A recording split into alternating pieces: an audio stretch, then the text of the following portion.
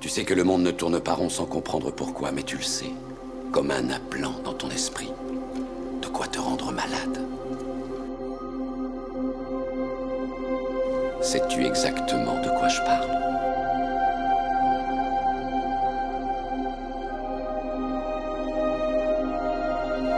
De la matrice.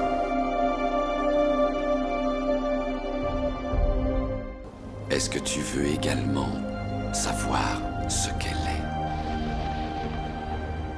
La matrice est universelle. Elle est omniprésente. Elle est avec nous ici, en ce moment même. Tu la vois chaque fois que tu regardes par la fenêtre ou lorsque tu allumes la télévision. Tu ressens sa présence quand tu pars au travail ou quand tu paies tes factures. Elle est le monde qu'on superpose à ton regard pour t'empêcher de voir la vérité.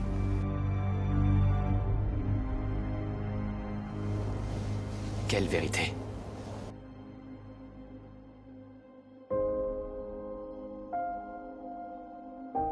Le fait que tu es un esclave, Néo. Comme tous les autres, tu es né enchaîné. Le monde est une prison où il n'y a ni espoir, ni saveur, ni odeur. Une prison pour ton esprit.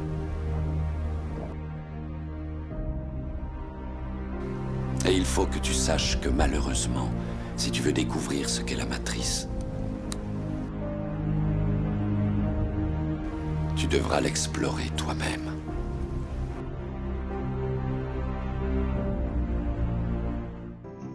Scienziati cinesi creano un supervirus polmonare da pipistrelli e topi.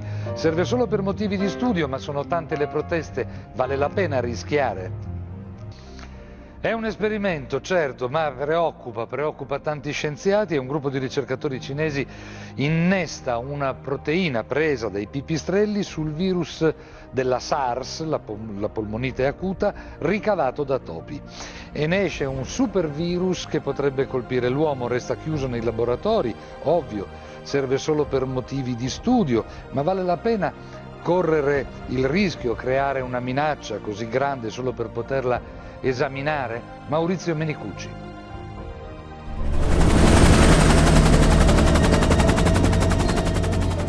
D'après les études scientifiques publiées jusqu'ici, le virus H5N1 ne pouvait se transmettre à l'être humain que suite à un contact direct avec un oiseau contaminé. Mais très récemment, à Shanghai, dans le Zhejiang et le Jiangsu, il a été fait état de cas avérés de transmission du virus H5N1 d'humain à humain.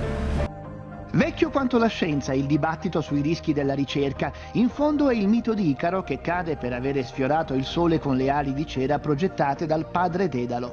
Lo rilancia un esperimento realizzato in Cina dove un gruppo di studiosi è riuscito a sviluppare una chimera, un organismo modificato innestando la proteina superficiale di un coronavirus trovato nei pipistrelli della specie, piuttosto comune detta naso a ferro di cavallo, su un virus che provoca la SARS, la polmonite acuta, anche se in forma non mortale nei topi.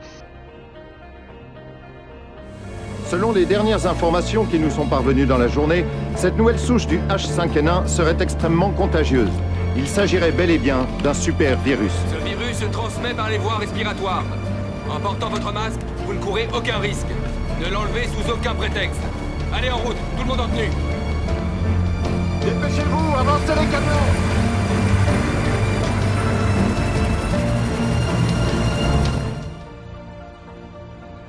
Si sospettava che la proteina potesse rendere l'ibrido adatto a colpire l'uomo e l'esperimento lo ha confermato. È proprio questa molecola detta SHCO14 che permette al coronavirus di attaccarsi alle nostre cellule respiratorie scatenando la sindrome.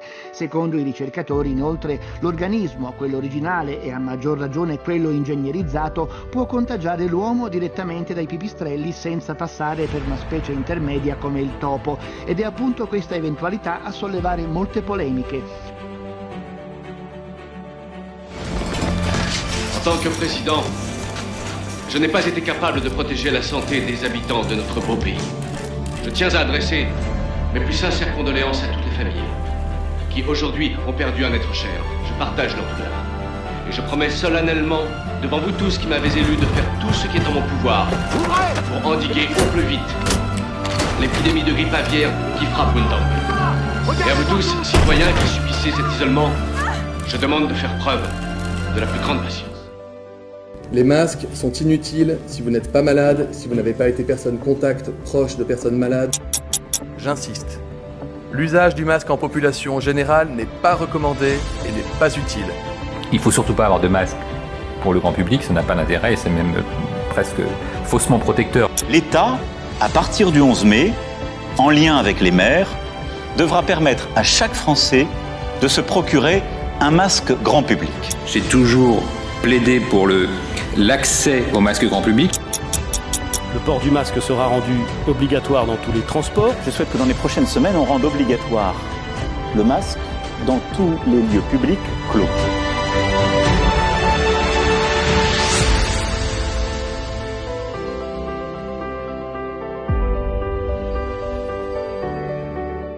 Nous sommes en guerre.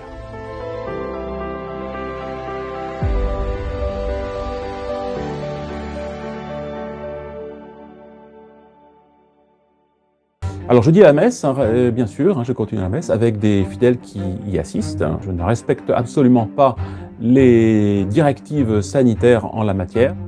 Le contact des âmes avec leur Seigneur est premier.